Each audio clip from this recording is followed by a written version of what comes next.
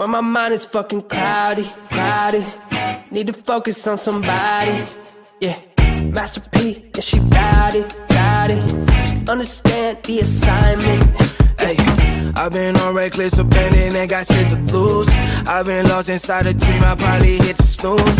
I didn't ease that label, still I gotta keep it cool. Leaving text on red, make sure my pockets green and blue. Then I put green on their heads, I call them Beetlejuice. Seen them on the evening news, kill them when I needed room. You think she uptight, she begging me to beat it loose. She's in red like Pikachu, every time I Pikachu. Shoot her up, guess I'm sliding. Left a nigga home, well phone, it's on silent. Shorty mess my fly, in the clouds, we residing. Then I took her home, made her sing like a siren. She came straight out in erotic novel. She riding, she swallow you out of a bottle. She just wanna see me whining and grovel. She fly like a model, she bow, I say bravo, baby. When my mind is fucking cloudy, cloudy. Need to focus on somebody. Yeah. Master P, yeah, she bout it, bout it. She understand the assignment. I told her we don't gotta label it anything, but I think you know. If the sky above you was cloudy, then I would paint it blue. I know her ex-man tripping out like he ate the shrooms. I gave that man a memorial like from May to June. I get way too petty when I'm off the shit, so I hope these motherfuckers don't cross me again. The only L I see is in my love for revenge. Motherfucker student loan debt and paying rent. I was on Santee Alley when the streaming check came in. Had to buy my baby Sapphire birthstone gems in the Prius bumping Thames. I told her when I pop I'm really buying her a Benz. I know love don't cost a thing, but I want to spoil you rotten like I left out some old food. R.I.P. the OB, need a headstone. Blocking everybody else out like noise canceling headphones. When my mind is fucking cloudy, cloudy. Need to focus on somebody. Yeah, Master P, yeah, she bout it, bout it. She understand the assignment. Yeah.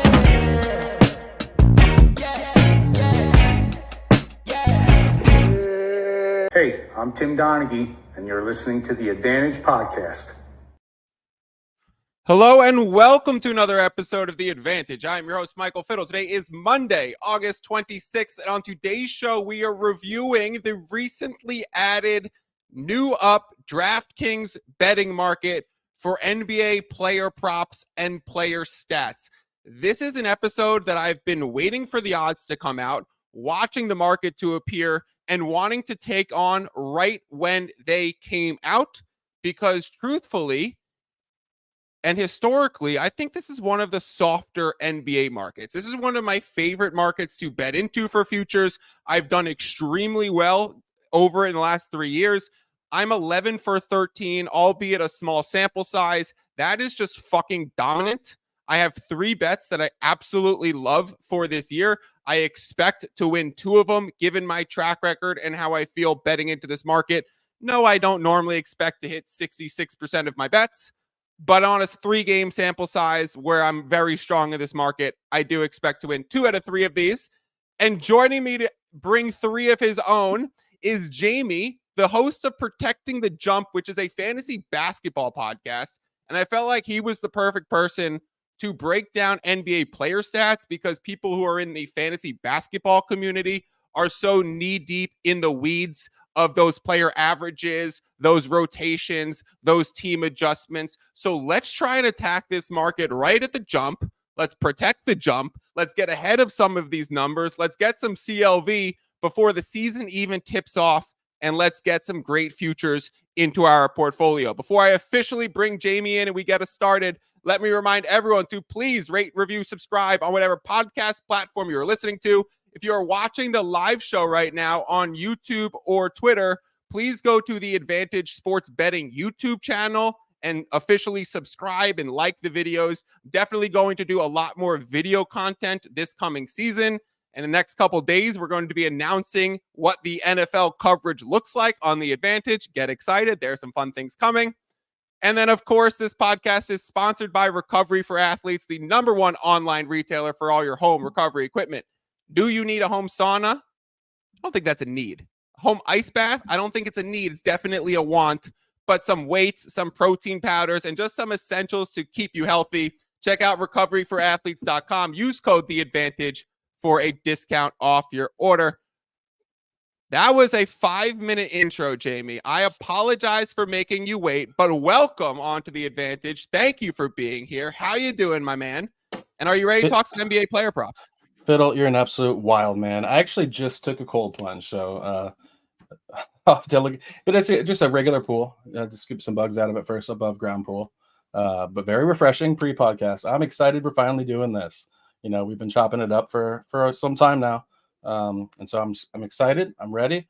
I had to kind of take off. You know, I've been in the weeds with NFL best ball, just like deep, you know, and so this was really like a research project, getting reacquainted with what's going on. So I approach this a little academically. So I'm excited to officially be back in the NBA space. Protecting the jump is cool. I like that. Projecting the jump's the name of the podcast. But hey, that makes so much more sense, dude. I was wondering today, what are they protecting at the jump? Like, is this rim protection? Do they just, go for players with plenty of stocks? Are we going to look at that Victor Wembanyama to lead the league in blocks statistic that was up there? So projecting the jump, my bad, Jamie. But it is a great fantasy basketball specific podcast. And if you are a fantasy basketball player, definitely go follow Jamie and check out a lot of his work. But let's get into these player prop markets. Actually, one quick thing before we get this started. Can you read the text message that I sent to you earlier today? Before we officially get started, because this bet is available right now at DraftKings, I do want to say to anyone watching the live show, take out Thor's hammer and fucking smash this line that's available on DraftKings. Jamie, read the text that I sent you. It's in my head. It was a phallical metaphor. I believe it was bet. It was not a metaphor. It was very literal. It was very literal. Russell Wilson, starter game one. I believe it's minus 415 right now, so it's still live. And you told me to bet my penis. Bet your penis. My penis. Russell Wilson, week 1 starter for the Pittsburgh Steelers, minus 425 on DraftKings. Before we officially get started on the NBA stuff, let me just tell everyone. They were having practices at Russell Wilson's house in the offseason. Russell Wilson signed a minimum contract with the Pittsburgh Steelers because he was getting buyout money from the Broncos and because he was promised the job from Tomlin before he signed the contract. Then you look at the fact that you go to their last preseason game and Russell Wilson started, played 5 snaps, led a touchdown drive, and they said, "Thank you, sir. How you doing? Keep it moving." Every other book had this available market over the last few weeks. All of them are gone. DraftKings is leaving it up. So go bet Russell Wilson in the NFL tab. Go to season specials. Go to starting QB. You will see Russell Wilson to be the Pittsburgh starter, the first snap. It is an NFL future with a 23% ROI that cashes in 2 weeks at the first snap of the 1 p.m. window of week 1. You rarely find NFL futures that cash in week 1 at 1 o'clock. Then it's a fun market. The future for. All right, it's a fun market. Make sure everyone goes and does that. Take out Thor's hammer, assemble the Avenger, take out Spider-Man, shoot your webs, be the Hulk and smash it. Or if you're like me and Jamie, bet your penis on it. All right. I must say before we go, as a lifelong Seahawks fan and a Justin Fields slappy, I've been conflicted on this, but Fiddle's right. Don't bet with your heart, bet with your penis. Exactly. You have a best ball guy who's obviously a Justin Fields slappy telling you, we got to be realistic here. Russell Wilson's the starter. Let's go over to the NBA market. I just want to reiterate the reason why I love betting into this is because it's soft. And the reason why I feel this is a soft market is because a lot of these averages that come up are numbers based on last season without too much of a caveat baked in to what team changes are being made, what roster moves were being made, who are the new additions, how is maybe the coaching staff changes, maybe they added a backup at a specific position and you get more depth there. So there are these little things that, being such an NBA nerd that I am, I'm obsessed with all his life for me, Jamie. I got a dog named LeBron. We all know that. Where is she? She's somewhere. That I feel like I'm aware of the ways that the game of basketball is going to change, and therefore I can get ahead of this in the market. These are generally not market reading, CLV looking to obtain bets from the jump like I bet on a spread. I do hope to obtain closing line value on these bets. I do think that I'm getting on the right side of all these numbers, but this is my basketball knowledge on full display, and it's one of the rare places in the betting community I feel comfortable putting my basketball knowledge out there. Jamie, let's start. You could start us wherever we want. I don't know who you're going to talk about. I don't know what stat you're going to go with. What is your favorite player stat, player prop up on DraftKings? So I love the way we're doing this, Fiddle, because we have a premise. We don't know each other's players. We'll see if we have some crossover, but it's good drama. It's good live podcasting. So this is a well-vetted choice here. I am a slappy for this player as well, but this is what I'm confused about. You have a player in his age 26 season entering his true prime, averaged 26.6 points per game last season, 25 points per game the season before. Yet they've set his line. It's minus 115. We have even odds on all these straight player props here. De'Aaron Fox, 24.2 points. So I'm just thinking like, okay, we're worried about the DeMar DeRozan effect per se, right? But let's break this down. So we know Fox's 3-point attempts, if you look into it, went up from 5 in 22-23 to 7.8 last year. Averaged 37% on those, the second best mark of his career on much higher volume. And I would anticipate like a professional ISO scorer like DeMar DeRozan would actually help Fox get more open looks from three. DeMar's an underrated passer. You can't just key in on Fox when you're going to have him out there. Kings played at the 4th highest pace of play last season. I don't expect that to change. And I looked into this just as a little wrinkle. So Zach LaVine, we know he's an off guard. Fox is a point guard. He's going to have the ball in his hands. He averaged 23.5 points in the games he played with DeMar, 24.2. And as we know, he's not the same echelon of score as Fox. So you see that minimal difference there. And so I just thought this was a soft point in the market. I mean, why are we shaving off over 2 points a game from De'Aaron Fox's age 25 season going into age 26, Fiddle? How do you feel about that? Why are we shaving that much off? I would rather bet the over than the under on this Fox prop because I'm a big Fox fan. I think he's amazing. And I think the funniest part about De'Aaron Fox is that anytime he has a great game, you start to see Aaron Fox trending on Twitter because so many people who tweet about De'Aaron Fox either do D''Aaron or Right. DE Aaron or DE''Aaron. And everyone spells it slightly different. So what the algorithm picks up is Aaron Fox is trending. So to go over on my guy Aaron Fox's points, I do understand. Here would be where I throw some cold water on it. Please. You re-sign Malik Monk, which was a surprising re-sign where he missed a chunk towards the end of the season. I would wonder how Fox's point production was fared without Monk versus with Monk. So I think Monk being there for the full year and being a scoring punch. And then you said you're putting DeRozan into the lineup. DeRozan's going to replace the Harrison Barnes minutes in that rotation, and they're probably going to get smaller as a team in that change. So I do expect possessions might increase with DeRozan being out. So that one doesn't concern me as much. But the development of Keegan Murray going into his 3rd season, if he just comes out as a sniper, like if he's just hitting his shots and is truly amazing, the combination of his growth with maybe Monk's health would be the reason. But I support this. I think if there's any direction, it's an overplay. And I think what was his you said it was 26 point something last season? 26.6, yep. Shaving off 2.4. It's a lot. Is a shitload of points. Yeah. And for a guy who can get to the free throw line relentlessly, you always like to go overs on a guy who can get to the lane and get easy buckets and a guy who plays with pace on a team who plays high tempo. If there was, we're going to get into it where not 1, not 2, not 3, but all of mine are unders. This would be a rare over that I'd be comfortable with. Of course, there, Fiddle. That makes sense. Yeah, I mean, looking for the soft spots in lines like this, you're somebody that I've learned that a lot of times the under is where it's going to be at because people want to bet overs. It's fun. You feel like you're right when you bet an under, or an over, but you're right either way if you make money. So, yep. Keegan Murray, green, cash rules everything around me. You're going to see dollar bill, yo. All right, let's go on. I got one. All right.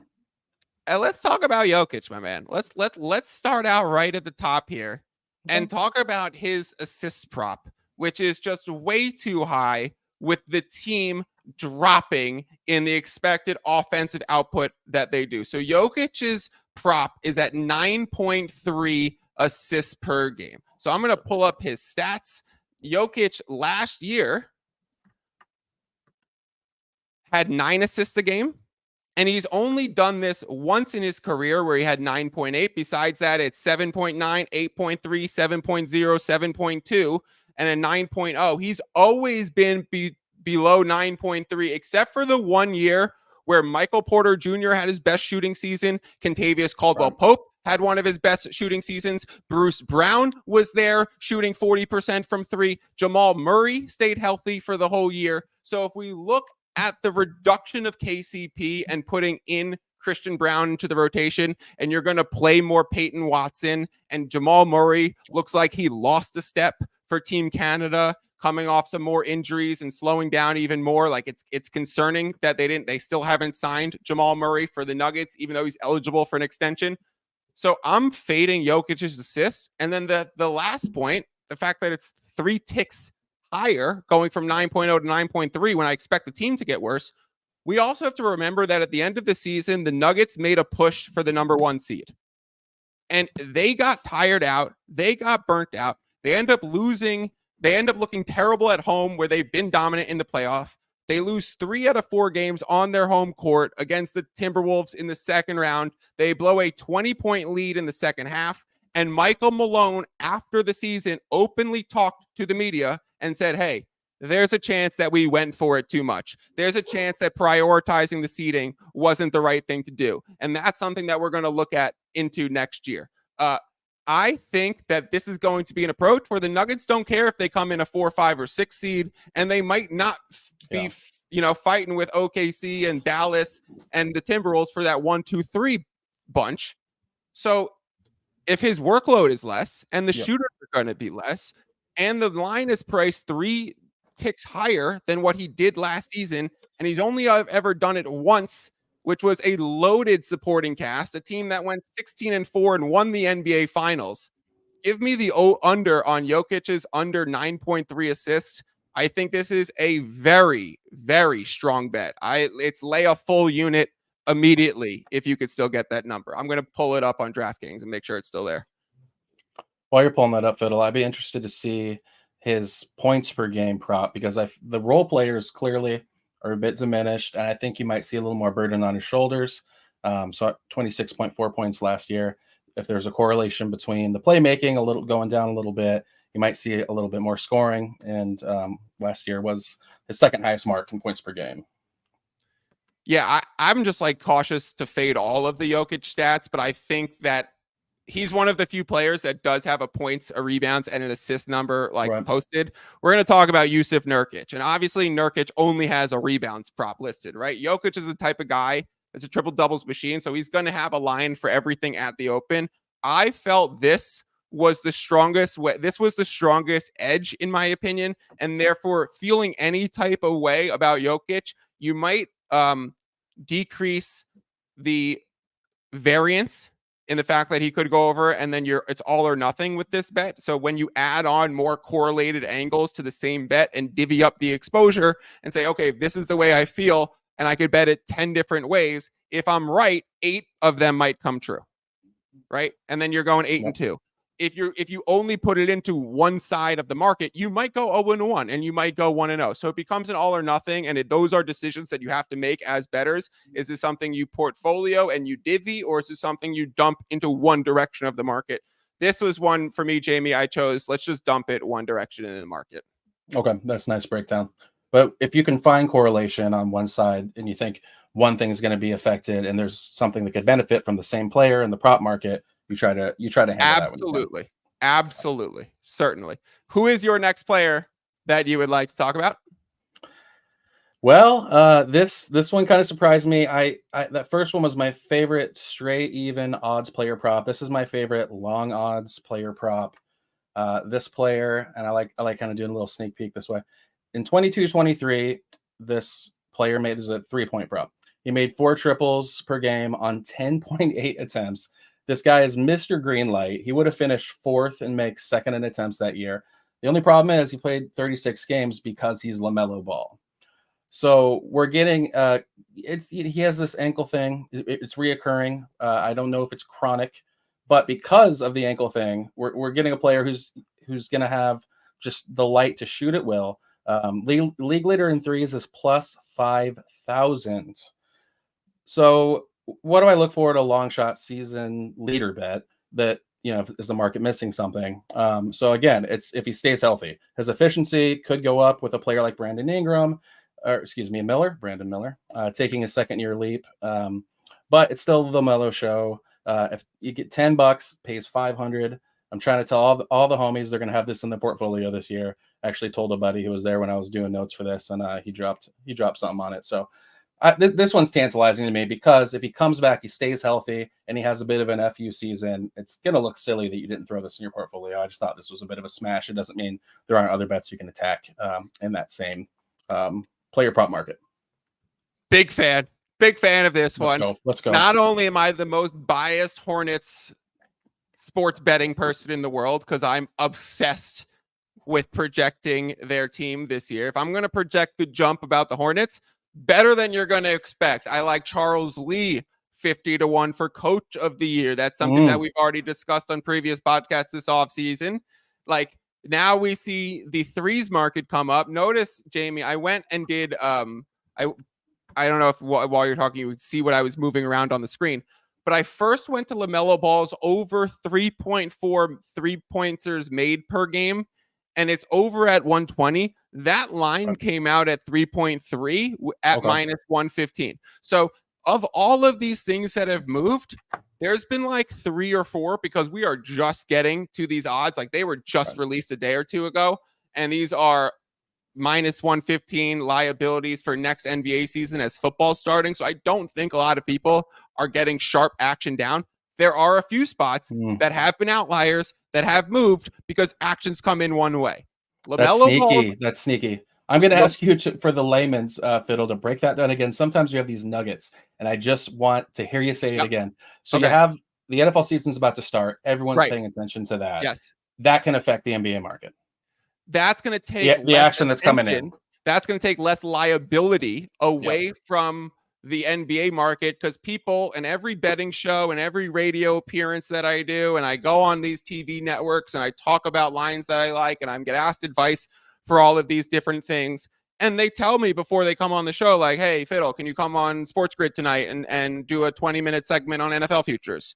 Can you come in and talk Olympics? Can you come in and talk, hey, do you do any baseball? Do you have anything for week 1 NFL? So they're asking me all these things. You want to know what I have not been asked, Jamie?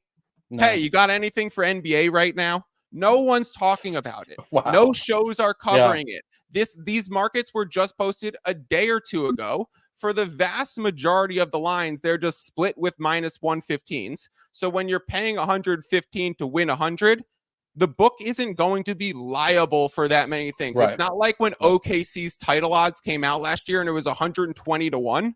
And if I put $100 down, I could net 10 G's, right? Then you're putting liability to the book because their max winning is $100 and they could lose 10 grand on a minus 115.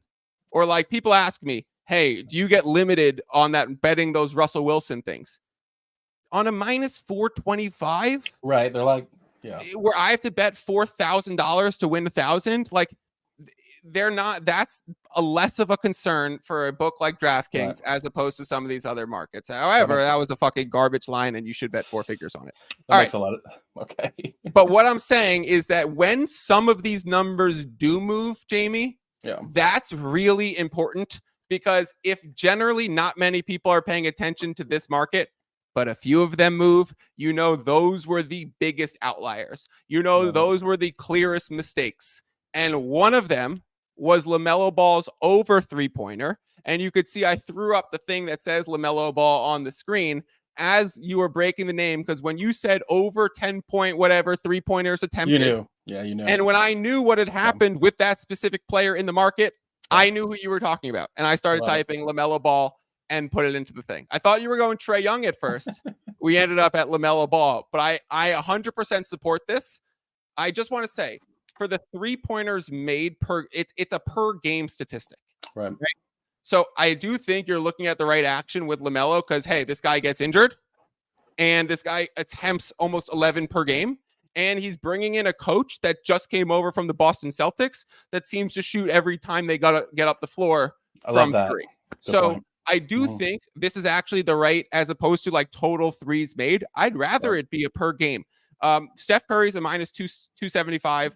This is one of the markets in the last few years where I've actually been willing to bet a minus. It's been minus 150 in previous years, and he's won it every single year. Like it's been a future that I've bet heavily at minus 150 into a league leader. It's the dumbest bet in the world, but it actually has value if it's Steph Curry. This year comes out at 275. I think it's gotten to the point where that's gone too far, especially when they add people like D'Anthony Melton and Buddy Hield. And I would go, this allows an opportunity to start talking about other people. Okay. Don't forget about my boy Pods. Pods is going to be showing people some things. Let's go. Are you is he great for fantasy, underratedly? He just does a lot of everything. He just gets you stats in every category. And low turnovers and probably good efficiency. So he's got like one of those like Derek White rankings where he might average 13 points a game, but his ranking's like, what? How is he number 38 overall? Exactly. He's like a roto guy. Like Bezbris would love him, I'm sure. He's just got that kind of game. All right, let's move on and talk about D-Book. I'm interested in this one. Booker is one of the coolest people in the NBA right now. Like, Booker has started rocking the thickest headband in every game, and then he's got the little fro above it. Headband Book is starting to be on the echelon of Hoodie Mellow and all of those people, Arm Sleeve AI, and all those people that you want to put up there. Headband Book is an icon in the making. But let me talk about Booker's under 6.8 assist prop. Jamie, this was the one that took the biggest turn, came out at 6.8. I bet it very hard for an NBA future on a minus 115 liability, given the situation. They add Tyus Jones. Right. You're going to have Low-key. You're going to have Bradley Beal, hopefully healthier. Of course, there's a chance that Kevin Durant is less healthy, right? So then, okay, whatever. But you expect, you price in healthier to start the season and less usage, less ball initiation, right? If Booker's there with Beal and Tyus Jones, I think Beal and Tyus Jones take the most playmaking opportunities away from Devin Booker. Kevin Durant's going to get the same opportunities Kevin Durant always does, no matter where he is, because he's Kevin Durant. Right. So he'll get his 4 or 5 assists in the flow of offense like he always does. But I'm talking about like playmaking, ball in your hand, bring it up. You're initiating this play. Those opportunities are going to be more dispersed. Then you bring in Mike Budenholzer as the coach. Bud plays his players less minutes. Like that's a stark difference between Vogel and Budenholzer. Coach Bud is not going to play Devin Booker 35 minutes a game for the vast majority of the season. He is going to be in the low 30s. He is going to have less playmaking responsibility, and he's going to have more guards and playmakers, and he's going to be sized up. Booker's going to be playing small forward this year and not point guard, shooting guard combo.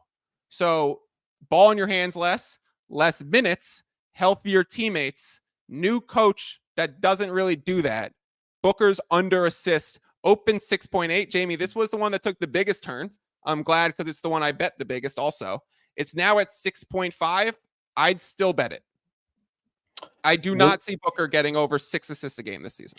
Really good points on Bud, but Tyus Jones is one of those signings that if you're the fan of a win now team, you go like, why did Tyus Jones go that cheap? And we went in on that. Like that was a sneaky signing. Jamie. Yeah. The price of that Tyus Jones signing is exactly what we were just talking about with Russell Wilson, right? The only way Tyus Jones signed that contract, the only way Klay Thompson signed that contract with the Mavs is if you're guaranteed the starting spot. Tyus Jones was told, if you come here on a 1-year deal, we'll give you the starting spot. You can use this as a leverage moment to go get money elsewhere. So we even know. And then we look at Booker's stats the last few seasons, 6.9 assists per game last year. That was the only time he's ever done it. 5.5 the year before, 4.8 the year before, 4.3 the year before. It's like he's not being asked to be a point guard, but he was last season, but he's not going to be next season again. The roles are changing. That team is changing. Really strong Booker under 6.5 assists would still be a full unit play for me. I like it. It feels like a high water mark for his assists. Yeah, it's priced at the ceiling, right? Yep. And in terms of line movement, that's not moving back to 6.8 because we already saw the market resistance. It might go to 6.4. It might go to 6.3. Like that has room to go, in my opinion. Point Booker was very exciting for a minute at the beginning of last season, but yeah, I think that's especially as a fantasy guy. Exactly. Yep. I mean, I did a hyperbolic tweet about Point Booker this time last year, but yeah, no, that's a sneaky one. I like that. All right, give me your third and final player prop that you can't keep your eyes off in this new market. Okay, so this is a very much Fiddle University line of thinking here. I think before we started chopping it up, I probably wouldn't have noticed this, but this is kind of it's a market question for you. Do we have a corner the market potential with plus odds for Trae Young plus 135, Tyrese Halliburton at plus 165, and you got Luka Doncic at plus 1,000? So you take the top 3 assist getters last season. Hallie was first with 10.9. Trae was second at 10.8. He didn't qualify because of the 65 game rule. He missed up by 11, but we know what he can do. No DeJounte this year. And then Luka at 9.8. That was the high mark of his career. He's third. So 2 ways to look at this. Trae Young, Tyrese Halliburton getting that kind of plus money on that, to me is a little surprising. And then you got Luka at plus 1,000. So corner the market with just the first 2, or is Luka someone we really got to take seriously? Have a look at the assist market. I'm thinking there's one dark horse, but other than that, I kind of want to hammer the hell out of definitely Trae Young, Tyrese Halliburton, and I've already dropped on Luka. So I'm really interested in a quarter of the market, a la Coach of the Year from last season. Why is Trae Young above Halliburton? Why is Trae Young? Why is Halliburton plus 165 to Trae Young's plus 135? Anyone who's watching, by the way, you can go to the YouTube and you can comment these things. If you want us to talk about a certain player, I should have said this earlier. Okay. If you want to comment on these things, if you comment on YouTube, I could actually see it and I could put the comments on the screen. Jamie, the leaders markets is not. I love the concept of let's see if we can corner a market because that's an incredible fiddle strategy. However, I don't think you're necessarily doing it by grabbing a few assist leaders because technically there are so many, but it does feel like a market where look at the names. Look at where they're at in their career. There's no way LeBron is averaging the most assists per game this season. There's no way Fred VanVleet is doing it with Reed Shepherd just drafted. There's no way Chris Paul is doing it with Stephen Castle just drafted. There's no way Cade Cunningham is doing it. Like LaMelo's the place I'd stop. Harden, I don't think. I mean, I could see it, but that I don't think so anymore. I don't think he's going to get the usage. Trae Young, I don't think he has the shooting around him to generate enough assists or the pace. I haven't seen the Hawks play like this under Quinn Snyder. I'm not going to take this kind of Jalen Johnson slander on a live podcast right now.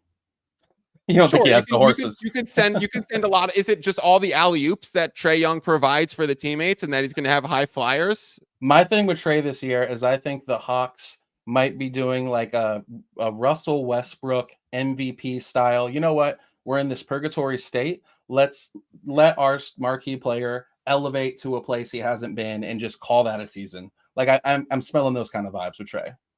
Okay, so if you put a 135 together, a 165 together, and a 10-1 together, you would be getting a 12% ROI. So you would need it an 88% chance for one of these three to be the assist leader. And I think that's probably paying too much. And the reason why I wouldn't do it from a betting perspective off the jump, Jamie, is because you want to build the portfolio once you've obtained a first good number and then you see movement and now you're latching on to another long shot candidate at a good number and you're tacking these on in a process. You very rarely attack a market all at once and say, let me grab 3 of these now, right? But if we can grab Halliburton now and in December, he's clearly leading the league and he's averaging 11.7 and then Trae Young is there at 7.5 to 1. Love it. Now I'm going to add in Trae Young. That's a Now, really important thing to remember. These markets will remain open throughout the season. Yes. So when I re-examine this is really a hammer Hallie at plus 165 while you can. Yeah. I have to bet Halliburton at that number. Mm-hmm. No, it's nuts. It's nuts. That's nuts. I genuinely, this is not a market that I entertain. I will be betting Halliburton plus 165 assists per game leader. This is just crazy the way that the Pacers play, and it's completely heliocentric around this guy, and he's proven that he's done it. If I'm betting into minus 150s for Steph Curry, it ain't that different to bet into a plus 165 for Halliburton in the assist realm. I love this. Is it safe for the listener to put in their notebook, because I'm always getting these fiddle nuggets? It's really not best practice to try to corner like a league leaders market in the preseason. That's not what we're really aiming to do, because you're going to be able to get better value later. So you identify the soft spot. It's clearly Hallie, and then you wait for those other numbers to gotcha. Love it. And then you reevaluate when the time comes. How do I make that decision now? And anyone listening to this podcast, like, I'm very reachable. It's not hard to get in contact with me. You can reach out to me in December. You could listen to this podcast and be like, oh, Trae Young's the plus 135. That's the side I want. Reach out to me in December or January and say, hey, I'm dealing with this futures ticket that looks really good. How would you evaluate that? I send out some bird calls throughout the year. Like, hey, if you have futures that are closing up, let me know if you need help with any hedging or evaluating if you should initiate that process or whatever. So if you tail us on any of these bets, certainly don't hesitate to come back and follow up and keep track of these, because it's nothing in betting is once it's placed, you just walk away from it. You should be monitoring that market. You need to look for your outs. You need to look to potential hedges. Like, not always. Hedging is generally a minus EV strategy. You don't want to hedge, but you should be aware of your outs and your ability to hedge if a ticket starts to go the other way. So you're always reevaluating this stuff. And that's one that I really like. Jamie, I got one more, and it's Buddy Hield under Buddy Hield under 2.8 threes per game. This needs to be brutally attacked. Like, assess your budget, assess your bankroll. And fuck is this line? It's a line assuming that Buddy Hield will just get the same treatment in the rotation that he always has. There's a log jam in Golden State of guys with similar skill sets, same position. I don't think they've made any of the promises that you like the Tyus Jones thing. That's really smart. No, because you saw that contract and you're like, what the hell's going on? No, Buddy Hield is not starting. It's Curry, it's Pods, it's Kuminga, it's Draymond, and it's maybe Wiggins, maybe Looney. But Buddy Hield is not. It's definitely not Buddy Hield. Like, even maybe DeAnthony Melton. Like, Melton and Hield are going to be splitting guard minutes off the bench. I understand Buddy Hield is an incredible shooter, and he's going to be playing next to Steph Curry. I don't think I don't see any world where he gets enough volume where he's shooting over 7.5 3-point attempts per game this season. He's going to be playing 18 to 20 minutes. I honestly think Steve Kerr is going to fucking hate him, and he's going to fall out of the rotation. He fell out of the rotation in Indy. Then he goes to the 76ers for a bag of chips and a washing machine, and he falls out of the rotation there. And then you look at his game log, and you're like, oh, in the very last game of the playoffs, he had 20-plus points. It's because the Philadelphia 76ers were completely out of answers. Like, it was throwing shit at the wall. And two competitive teams gave up on him in the rotation last year. And the Warriors pick him up for cheap. But this is like, Melton is a better player. Podzemski is someone that they're investing in. Steph Curry is the best shooter of all time, and yet you have to make 2.9 threes per game for this. Like, that is insane to me. I know he's got some of the best and most makes in 3-point shooting history. This ain't the year where I'm buying into Buddy Hield. I'm thinking when this line was set, the perspective of the sportsbook was Buddy Hield, who's a historically prolific 3-point shooter. You know, the casual bettor will be thinking, okay, well, this is just a 1-for-1 replacement for Clay, and be clicking the over. Like, because it's so juiced towards getting people who will see the over as, like, okay, they look at look at who's on the roster. They see Clay's off the roster. It seems like casual cheese for a betting mouse. So last year in Indy, 2.6 makes a game. Last year in Philadelphia, 2.6 makes a game. The last time that he was above the 2.8 makes per game was when he was playing 31 minutes a game. I would say this is the most essential bet we've talked about today. Where's 30 minutes a game coming for Buddy Hield when you have happening. 3 other guards on this team that are priority? You need an injury. The only way this cashes is an injury. And those are the situations that I love betting into, because like what you don't want to be doing is betting into like an NFL. There are certain NFL lines where if this player stays healthy, he's going to cross it. Like Marvin Harrison Jr.'s prop line's 1,000 yards this season. If dude stays healthy for 17 games, it would be insulting for Harrison not to have 1,000. But if you're betting an under, you're saying, I need this guy to get hurt. So it's those are sometimes gross situations. I love betting NFL unders where I say to myself, this guy could play 17 games and still get it under. And I get the bonus of, I hope he doesn't get injured, but it would help my bet. Multiple outs, This is a situation where he needs an injury for him to get the over. Like he needs an injury to be awarded the opportunity to get to where this is marked. Crazy.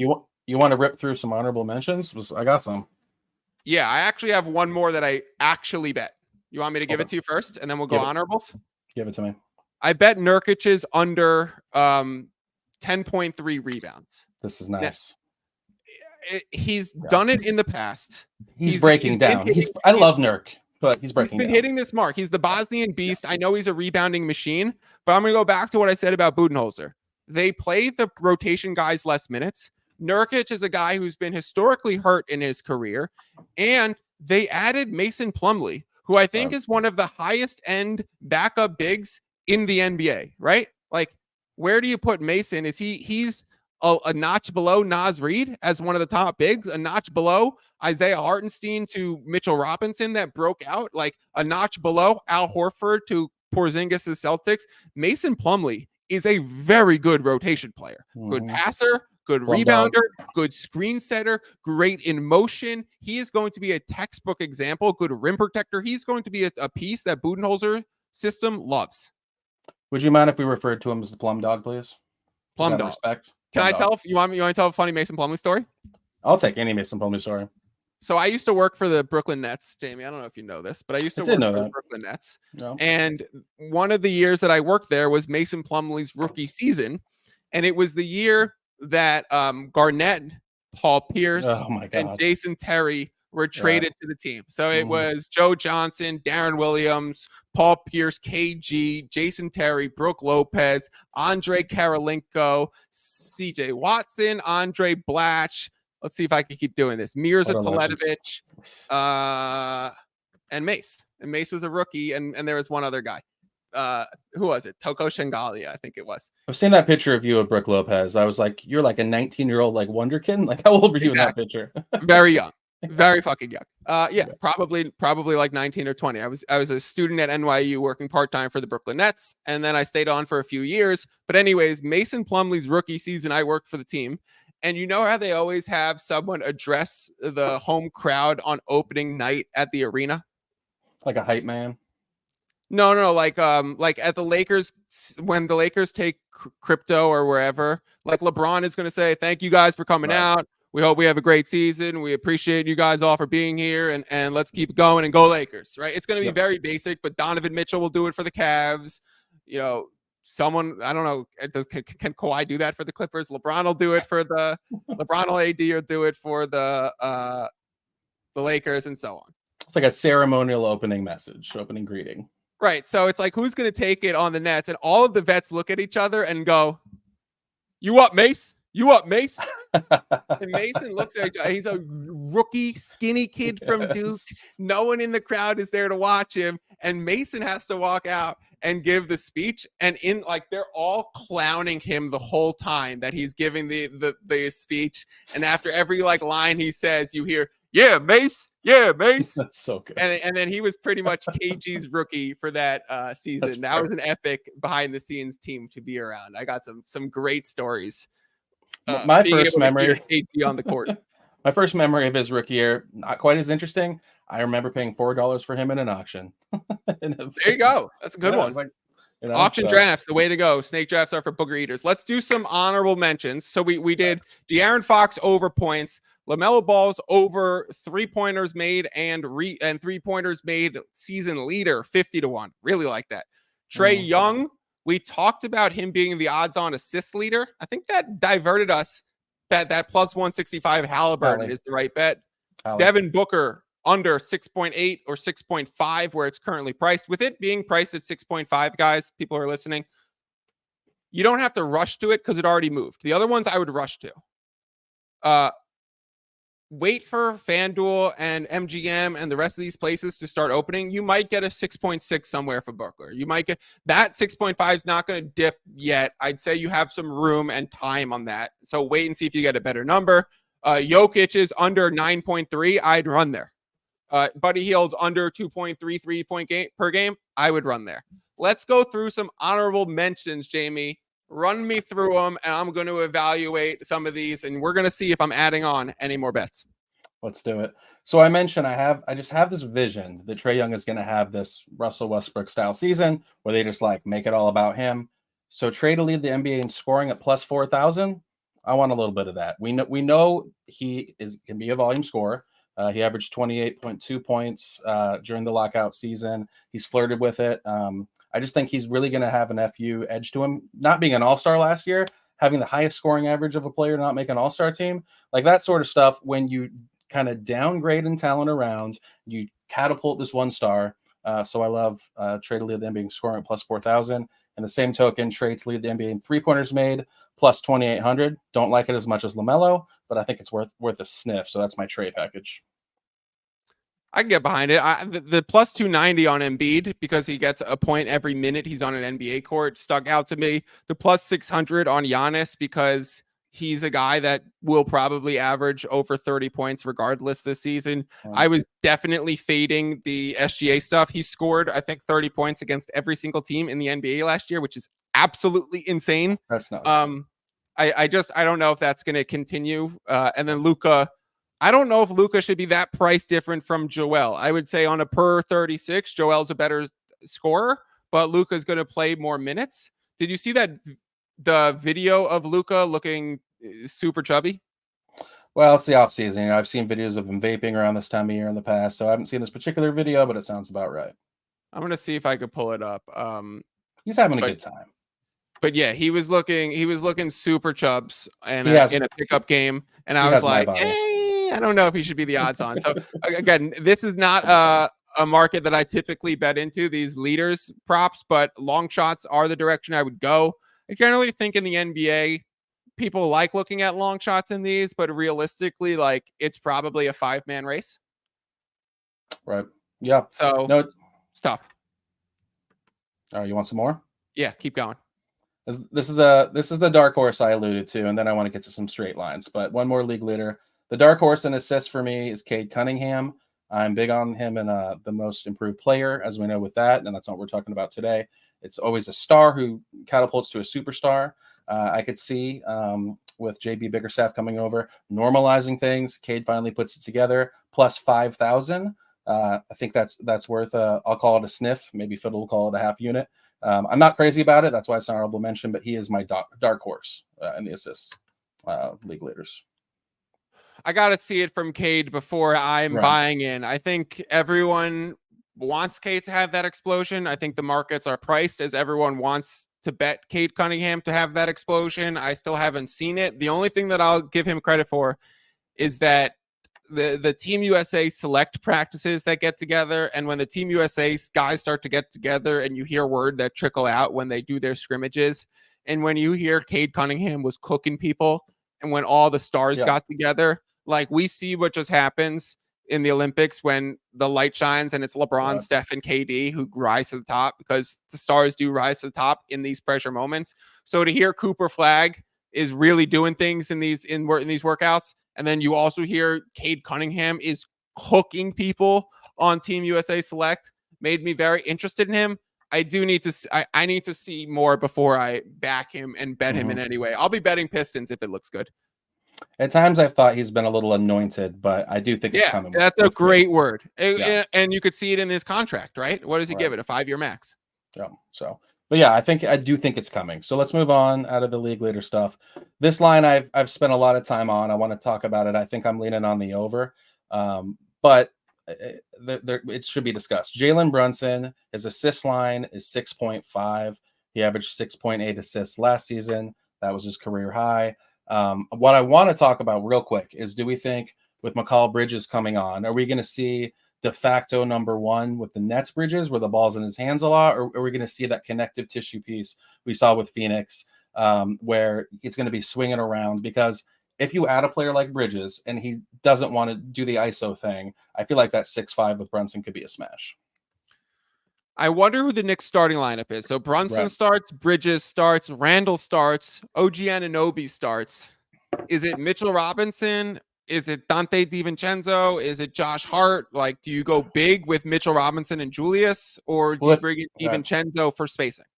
You can tell that the market doesn't know who they're going to be starting when you go to the 6-man market. And Hart and DiVincenzo, yeah, they're all there, 20-1, right next to each other in that market. Going, we don't know who the 6th man of the year is. That's a typical team where I look to like the Jazz a few years ago when Donovan and Rudy were there, and Joe Ingles and Jordan Clarkson were the 2 finalists on the same team for 6th man of the year. So I was like, oh, that could be a similar. Obviously, that's like one example in history of the NBA that I remember. So people are going to be like, it's going to be like that season. Then they go bet it. I don't think it's a bettable take, but I do think that it's very possible. This over is one that I would look for if they start DiVincenzo. Got it. Okay, you got to have the shooting out there for sure. You need the shooting, and I'm a little concerned about Julius Randle's initiation coming back, right? Because like Jalen Brunson went off in the playoffs because it was completely heliocentric. We're going to play Luka ball with Jalen Brunson. And now you bring back Julius Randle, and you have to wonder if he's a good passer. He's a back to the basket guy. He's a kind of a ball stopper, but he'll make a play and he'll average 5 assists a game. So if he's at the 4 spot being asked to be a playmaker and not just a finisher, then I think that takes away from Brunson. But I want to talk about Brunson's points per op too. I know a lot of Knicks fans listen to this. I was looking in the same direction as his over 6.5 assists. Do we look towards his under 26.7 for those same reasons, right? If he's just not going to be, if Bridges is someone who you just said, is he going to be ball in his hands, Bridges? And if I'm asking, is Julius Randle going to be ball in his hands, Julius Randle? Yes. If he's on the court, yes, he will. Right. So we have 2 guys that are going to have ball in their hands and usage rates up. So Brunson usage rate down, right? Then you bring in the guard rotation. If you're bringing in DiVincenzo and Hart off the bench, like you have guards, you also have Campaign that they signed, and you also have Deuce McBride. So Deuce is nice. Deuce is nice. The Knicks are one of the deepest teams in the NBA. So I think you could look under on a Brunson points prop if he's passing the ball more and he's playing a little bit less minutes. Maybe the play is just one of those which direction do you choose? Maybe it's points. Okay, so at home, cross out the over 6.5 on assists. That's a little hazy. I really like the under on points. Would you bring up the Randall thing? Because we know Randall is a bit of he's a ball stopper straight up. Yeah. So yeah, that is a big factor. All right, let's hammer out a couple more. Tyrese Maxey over 2.8 threes per game. He has had 3 and 2.7 in each of his last 2 seasons as he ascends to the Maxey we see now. Like I mentioned, the most improved player jump he takes from star to ascending superstar. So he's established now. We got Paul George there, but I still think it's going to be running and flowing through Maxey a lot. I don't see him. I think it's pretty clear that this line is. I like it. I think it's a layup. 3.2 3-pointers per game, something like that. It's kind of what I'm seeing. Right, especially if Maxey's one of those guys that they gave him so much attention once Embiid was out. Now you're getting yes. Who's the top of the whiteboard when you're preparing for a team and you're going against the Philadelphia 76ers and Joel Embiid's not on the board, and Tyrese Maxey, sorry about it, but he's never been the top of the whiteboard guy. So it's a bit of an offensive adjustment for him to say, oh shit, their whole game plan is to stop me tonight. And I don't have Joel out here. So when we saw an efficiency dip in Tyrese Maxey, it was of zero concern to me. It was, these are the learning curves. These are the bumps. You get Joel Embiid back. You bring in Paul George. You get a much easier defense against Maxey. You probably get a little bit more pace up in bringing in Paul George. You get more passers and initiators. Paul George and Joel Embiid are both good passers. They're both guys that could kick out. Yes, I completely support this on Maxey's over. This is beautiful. This is going so well. I love it. Okay, just a couple more. This one's a little more sus, but I want your opinion. These were like on the chopping room floor or whatever. So Dame over 3.1 threes per game. He smashed that mark every year with Portland since his rookie year. Last year, he died right at 3.0. So the theory behind this one is it was his first year, playing with Giannis. That's a big adjustment. Giannis did miss some games, and those games, Dame was just keyed in on, and watching those games, he was taking it to the cup a lot more, kind of forcing it. So we have to decide: is he taking a drop? Is he taking another step down? Or in year 2 with the Bucks? I mean, historically, if you look at him, 3.1 for Dame is a complete smash. It's something we need to decide for ourselves. Do we think he's descending to the point where this isn't a good line? Because if we think there was just a bit of an adjustment in year 1 with the Bucks, and we like what we see with the second year coming in, then 3.1 is a smash. Fiddle, what do you think? I feel like Dame was also banged up. We also it wasn't just the first year in Milwaukee. They had no training camp because they used the Adrian Griffin thing for the whole training camp, and then fired Yes. him like What a mess. a quarter of the way into the season, and it was What an a mess. absolute mess. So bringing in Doc Rivers, it is a plus, I think, for Dame. You look at him in the playoffs.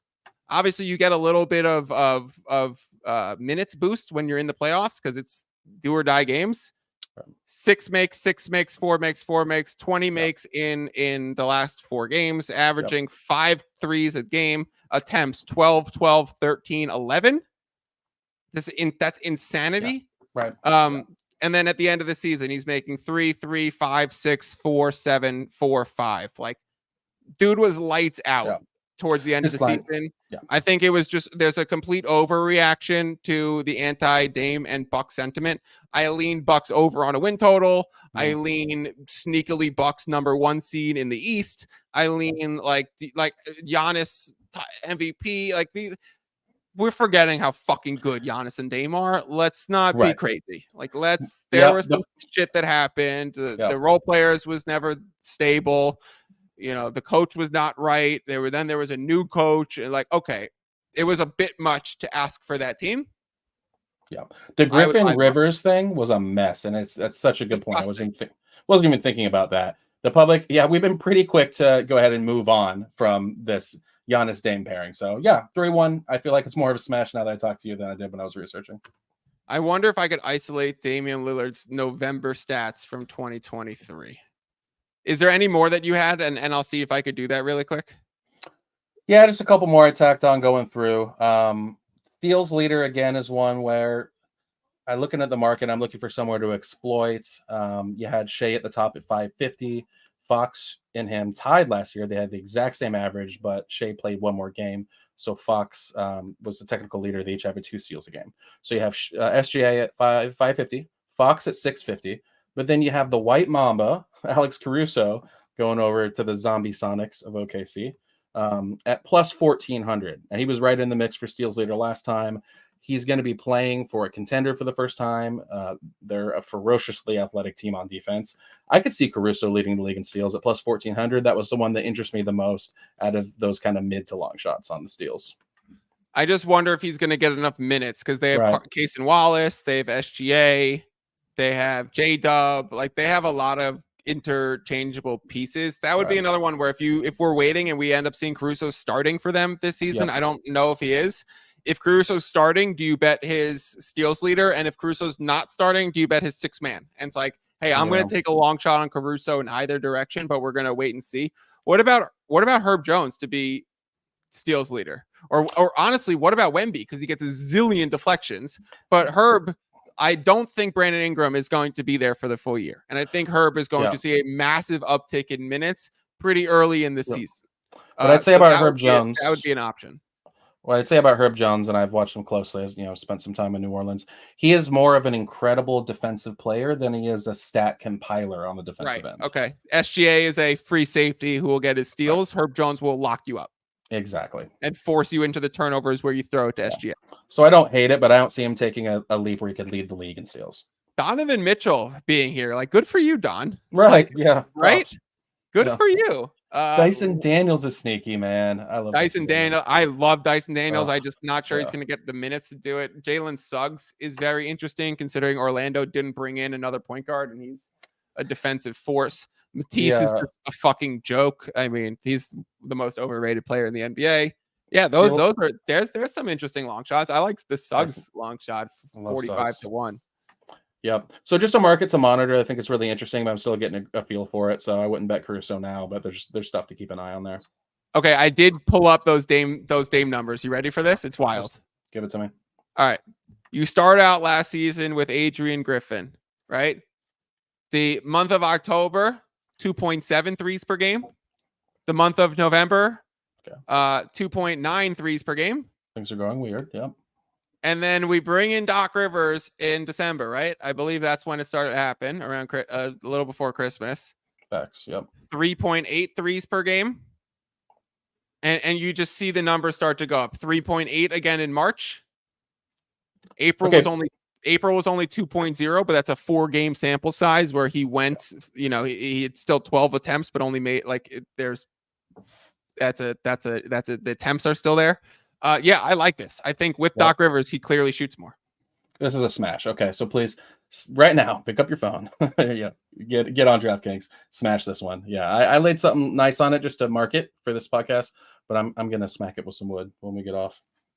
Sweet. All right, that's that. I think that'll do it for us. Where can everyone find you? Listen to your pod, follow you on Twitter, break down what you cover and where people can listen to your stuff, Jamie. For sure. Yeah, appreciate that. So you can catch my podcast along with Natron Clean, who's my co-host. He's kind of antiquated. He's not a big internet guy, but he's freaking fantastic. You would love him. So our podcast is on Twitter, Projecting the Jump. Myself, I go by Flying J on the pod. Quano Physics, so that's QUANO Physics. So we're going to have some pods coming out soon. We're getting into the studio, going to do some deep dives on the Pelicans, the Warriors, getting a feel for some of the changes through a fantasy lens. That should be out sometime this week. And then it'll be year 3 of some of our signature pods. So the Glue Guys pod, Risk Reward, Projecting the Jump, the episode. Go check it out. Make sure you're paying attention. We try to have a good time, but also just look at things a little deeper. So we like to dive deeper into the margins, and we have a great time with it. And we'd love to have you on sometime, Fiddle. So if you want to talk fantasy hoops, open invitation. Would love that. Awesome, for sure. Let's do it. Quickly, my fantasy football draft is tomorrow. All right. So I don't want any explanations. I just want answers. No problem. Ready. RB1. Just like the RB1? Is it still CMC? 1 to 10. Don't overthink it. 1 to 10 concerned about the calf injury. 2.5. It's CMC. Okay. Don't overthink it. Justin Jefferson, what's our confidence level that he's truly going to still be a stud? The concentration of targets are going to be insane. Don't overthink this. Darnold could be serviceable. I'd smash him in the middle of the first round where he's falling. Do you still take Justin Jefferson over AJ Brown, Amon-Ra St. Brown, and Garrett Wilson? 100%, except for Amon-Ra if you want a little more safety. He's the only one I consider. Just depends your format and what you're looking for in the first round. Okay. People that like Anthony Richardson, are they smoking ounces a day or are they sane? They like to live dangerously. Yeah, the range of outcomes on him is exciting. He's not the next Justin Fields. He's a better football player. He's the next Cam Newton, baby. I love him in the 5th of a redraft leagues. I think he's a fun shot. Have a good time. It's supposed to be fun. Fuck's a redraft league. We talk auctions, baby. No, it just means not dynasty and not best ball. Redraft. Fair enough. Yeah. You're right. Redraft is we do it every year. Tight end landscape. If how down are we on Travis Kelce? Laporta is my tight end 1. It's very easy. But in your home league, I guarantee Travis Kelce will probably go before him. Maybe there's a Swiftie fan. But again, I wouldn't let him fall past the 3rd to 4th rounds, especially in full PPR. He started to come on last season. I think he got one more in him. All right. And now one player at each position that you think is undervalued and can absolutely break out. This is, by the way, I hope people stop listening to this. This is for me. So the receiver is pretty easy for me because he has a boring name. Brian Thomas Jr. He is a rookie receiver for the Jaguars. Best ball slappies know, like he's going in the 6th round there. In your home leagues, his ADP and sleeper, it's like close to 100. So I'd reach on him a full round to make sure you get Brian Thomas Jr. Do not mess around there.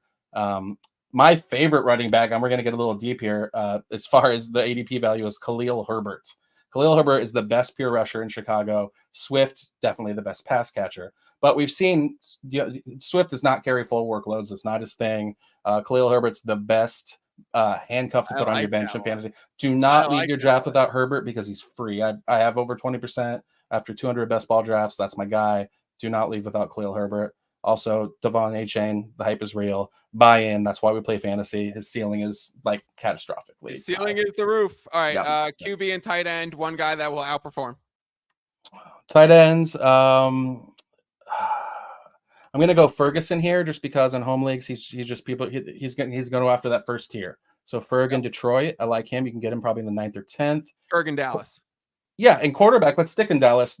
Everyone's ignoring Dak Prescott. He's plummeting. If you miss out on the elite, you want to, stack the other positions. Let's keep it boring. Let's keep it real. Go with Dak. I also like a bounce back for Trevor Lawrence, and he's basically free in redraft leagues. I like the Lawrence thing. Let me give you one that I kind of like. Please. I was watching the Chargers preseason because I'm a psycho who bet on the Chargers first half in a preseason game. You're sick. They won. It was a good bet. That's all that matters. What I noticed was that in the first quarter of that game, Jamie, there was 3 designed quarterback runs for Easton Stick. And I'm talking about those like, hey, this guy's going to line up in shotgun, and this is going to be just like Tim Tebow did in college. We're going to snap the football from the shotgun, and then it's instantly a QB run. Like the play is a QB draw. This is not options. These are block. The wide receivers are not running routes. We're all blocking, right? Like Taysom Hill, like a Taysom Hill situation. Exactly. It's like a wildcat type of thing. And they were doing it with Easton Stick, who's not a very mobile guy. He's not your, Tyler Huntley, who's coming in for the Browns. He's not your Justin Fields, who's coming in for the Steelers, where you'd expect that.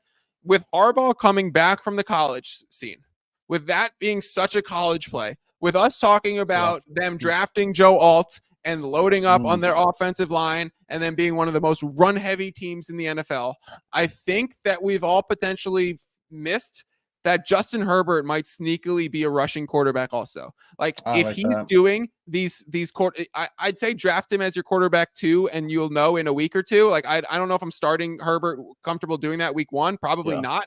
But in a best ball sense, I think there's high upside. In a redraft league, I think there's crazy high upside on a late swing, because I think there's a chance, Jamie, that by week 2 or 3, we're like, oh my God, Justin Herbert has 10 designed rushes, or by week 3, we're like, Justin Herbert has 13 designed runs. We're all trying to choose between these veteran dust balls and Gus Williams, J.K. Dobbins. Right. And it might just be what if Herbert just gets 4 to 5 carries every game like that? That's sneaky. I like that. Sets the floor for him. That's elite for fantasy. And then he's back to then he becomes so good because we know he's like a top 5 pure arm passer. I like that. Yeah. Best ball builds. He was always the quarterback 2. You can get him in like 130, 140 range. Easy to stack. Stack with Josh Palmer, real cheap. Easy. So cheap. Yep. I think Herbert throws to his tight end like 22% of the time too. So that's a nice. I don't even know who the tight end is there. I don't think Gerald Everett's still there. Do you know who the tight end on the Chargers is? Of course I do. Yeah, it's Will Dissly and Hayden Hurst. So some dust. Do we know which one's getting reps? Because Dissly had weeks in Seattle and Hurst was great in the Bengals when they went to the Super Bowl. He was like your DFS plug always. Well, my concern with Hurts is he might have CTE. I mean, he's just had so many concussions. He almost retired. So if you're taking a bet, I wouldn't draft either one. You can just pick him off the waiver wire. If you wanted to draft a tight end sleeper in LA, I'd go Colby Parkinson with the Rams. He's going to be a plugged-in starter. I really like him. Yeah. Okay. Yep. Yeah, and Stan Stafford sometimes, Higbee was decent.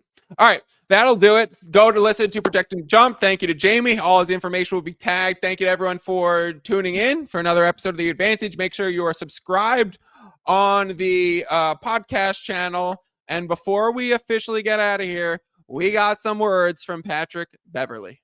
Y'all subscribe to my podcast by y'all asking all these questions. Don't forget to subscribe to the pod. And if you're a kid, listen to your parents. Listen to your parents. Listen to your parents. Subscribe to the pod. Subscribe. Subscribe to the pod.